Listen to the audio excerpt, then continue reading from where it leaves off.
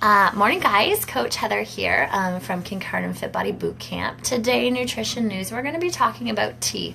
What are some of the benefits, what are some of the differences, and where it just comes from in general. So what is tea? Tea is made by steeping the leaves, the twigs, or the buds of Camellia sinensis, the common tea plant. So we're going to steep that in water for 1 to 5 minutes. That is how we get our lovely tea. The fermentation of the tea leaf is what is going to determine the color. So your white varieties are fermented less. Your darker, your black teas, they are going to be fermented more. So they're in the most fermented form. Interestingly, when the tea is fully dried, that's when the fermentation is going to stop, and that's how the tea leaves are going to maintain their color once they're dried. When a tea is labeled an herbal tea, it is referring to the beverage that contains only fruits or herbs in there and no actual tea leaves. So you just have to be careful when you're reading the labels of the boxes or the containers of your tea, and to see if they're actually a blend of a tea leaf with those fruits or herbs, or if it's just strictly a plain herbal tea that is only fruits and herbs, because some of the tea that you think you're drinking may not actually be tea at all. So don't get duped by it. Read the label and see, because most herbal teas do not actually contain any quote-unquote tea in them. Tea contains no calories, which is fantastic, right? To have something that we like to enjoy and have to warm us up that has no calories. So that's pretty awesome. It's also a rich source in phytochemicals. So these are nutrients that we're going to get from our plant sources. So some of the benefits of having tea is that they contain flavonoids. Flavonoids belong to a group of chemicals that have strong antioxidant properties. So they can reduce some free radical damage in our bodies. That can contribute to chronic diseases. So it's a great source of these flavonoids with 0 calories. One thing I did not know when I started doing some research about tea is the effect that milk can have on our tea. So if any of you out there like to add milk to your tea, you might want to have a little extra special listen to this one. When it has been added to the tea, it's actually going to neutralize tannins.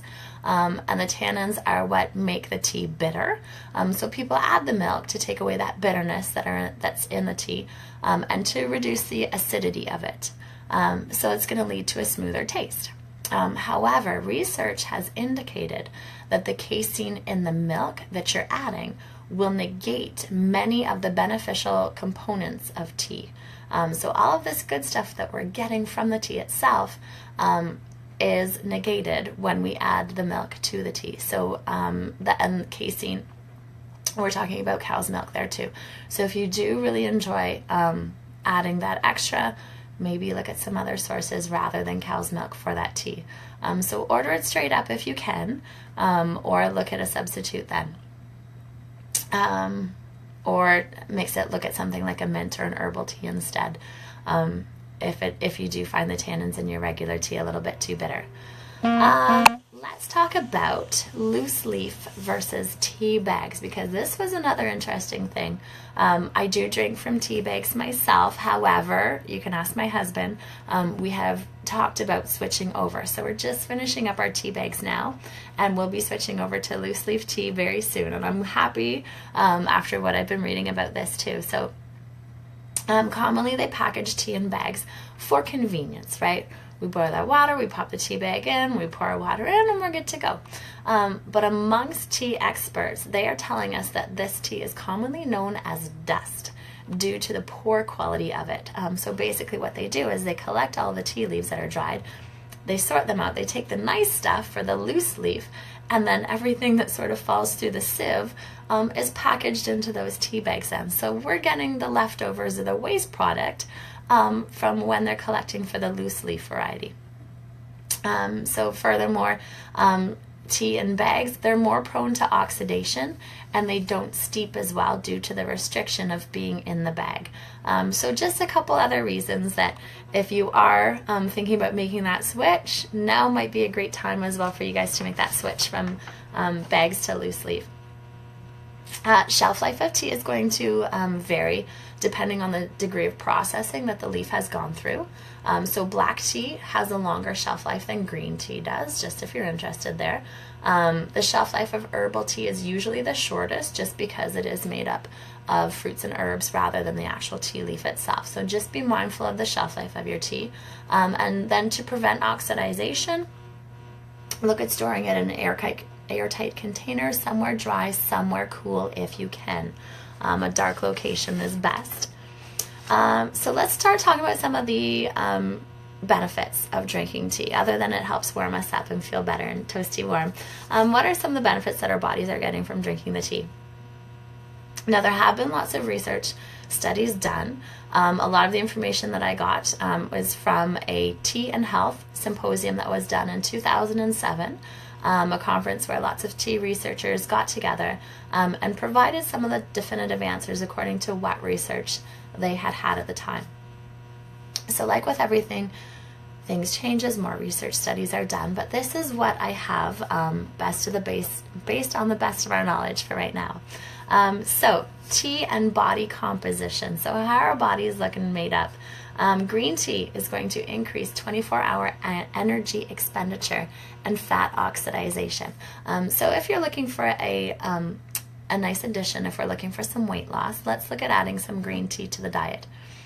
So one of the specific research studies that they brought forth at the symposium talked about consuming green tea for 3 months. So daily green tea consumption for 3 months saw a decrease in waist circumference, so to go all the way around their waist, decreased by 4.5% in the people that were in that study. So that's pretty cool. If you're sitting on the fence, I think we're going to win you over by the end of this one about becoming a tea drinker. In terms of cardiovascular health, how is tea drinking going to benefit the heart? So it is going to improve blood vessel function. Those who consumed tea during the year prior to a heart attack were up to 44% more likely to survive the following cardiac event. So those looked at who had a heart attack were regular tea drinkers after. They were 44% less likely to have another cardiovascular attack. 44% more likely to survive the following cardiac attack. So that's a nice bonus. They looked at Japanese men and women and their tea consumption, and those that consumed over 2 cups of green tea per day reduced their risk of death from cardiovascular disease by 22 to 33%. That is a pretty big chunk when you think about it, for just having a couple cups of green tea a day. Also, it's going to help restore blood vessel function in those with coronary artery disease. It helped prevent atherosclerosis, so the buildup within. So it helped with the dilation of blood cells. So back and forth there. And then regular tea drinkers had a 65% reduced risk of developing high blood pressure. So those are some of the results that they found at the symposium. So some pretty good numbers there to help encourage that tea drinking.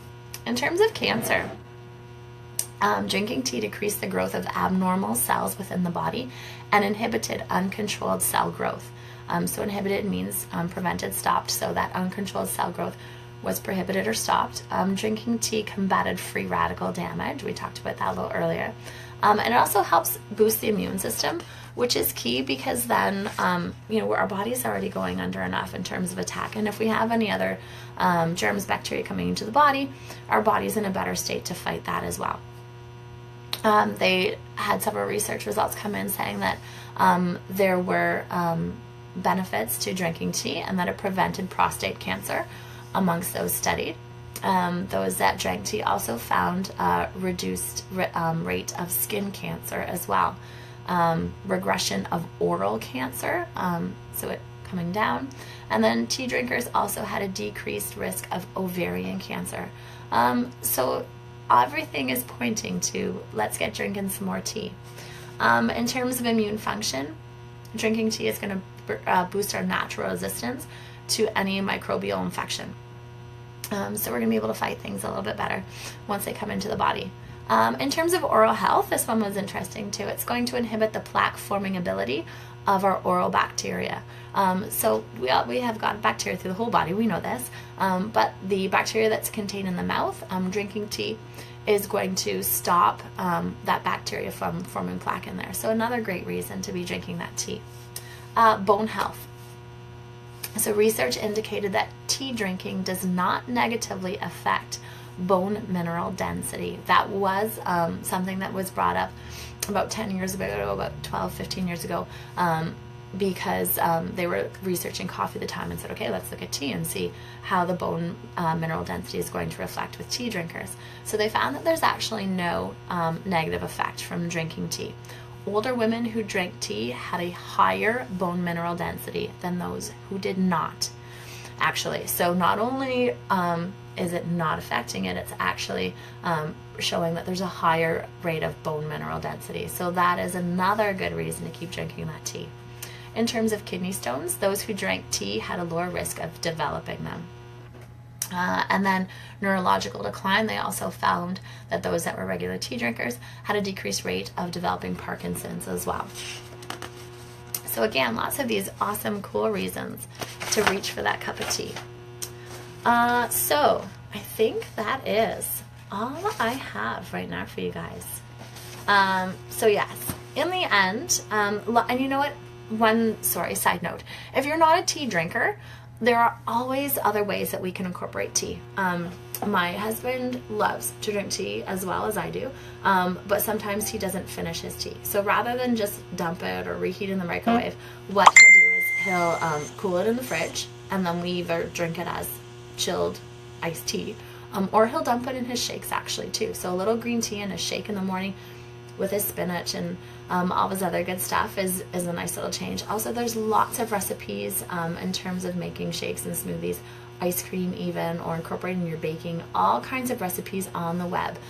So don't be afraid to go and do a little research. And our kids love having chilled, real steeped tea throughout the summer as well. So we always have a big jar of it in the top shelf of our fridge for everyone to drink throughout the summer too. So it's a nice alternative to have. You're still getting all those benefits from the tea as well. So what we want to do, we want to try ideally to get 3 to 4 cups of green or black tea per day. For some of you, this may be a big change. So let's just start where we can. If it's 1, if it's 2, let's start somewhere and get the ball rolling. Regular steep tea is what was used in most of the trials that were brought up at the symposium. So those results that I talked about were for regular steep tea.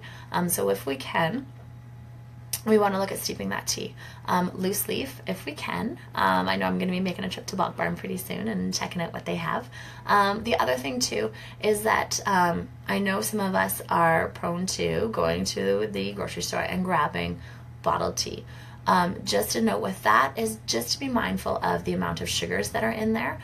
Check the sweeteners that they use and see what else is in there, because yes, we may be getting some of those benefits from regular tea that we just talked about, but we want to make sure that we're not getting any additional calories that we don't need at the time. So have a look and see what sweeteners they use in that bottled tea. So that is my chit chat about tea and why I love it. And I actually have my tea on the go right now. It's an herbal tea with green tea in there as well. So what is going on at boot camp this week? Saturday, we're going to be challenging the FBBC burpee world record. So before and after each session we have on Saturday, you're going to get a chance to come in here and do a minute of your burpees. We're going to take note of our camp results and see what we have in our facility as well. So we're going to do all kinds of levels. We can do slam ball burpees, slider burpees, off the box, off the floor, and we're just going to have some fun with it. So come on in, do an extra minute of burpees before or after your workout, and let's see what those results are. Other than that, we have some great workouts planned for the rest of the week, so make sure you're coming in and getting in that great workout.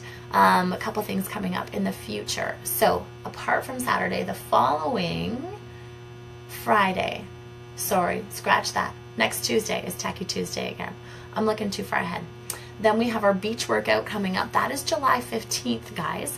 That's going to be at 9 o'clock down at Station Beach. If you're not sure which one Station Beach is, when you go down the hill to the harbor, there's like the little snack shack, and then you know that area where the Kincardine Women's Triathlon starts and finishes. or where all the trailers are for the fishing derby, to the left when you come down the hill. Then that is where we're going to be, 9 o'clock. Family and friends invited. It's going to be great, so make sure you're coming in there. Workout's going to be about 45 minutes, so come get ready to sweat. We're also going to have Tara, Coach Tara, yay! Love her. She's opening her shop, Surfs Up, very soon. Her big grand opening is going to be July 1st weekend, so watch for that. But she's going to be bringing some paddle boards for us to have a look and little demonstration and stuff like that. So look for that as well. She's going to be there on July 15th. And then our Fit Ranks testing is going to be on the 22nd. So the Saturday following, we're going to be challenging. We're going to try and level up for that next level of Fit Ranks as well. So if you're interested, let coaches know. We will make sure that you are signed up and ready to go for that. And if you have any questions in terms of movements and what we need to do there, just let us know. And we will get you all ready for that next test and make sure that we're leveling up, and we're going to move you across the board. I think that is all, guys. So if you guys have any questions, any concerns, post them here, send me a message, and I look forward to seeing you next time. All right, take care, guys.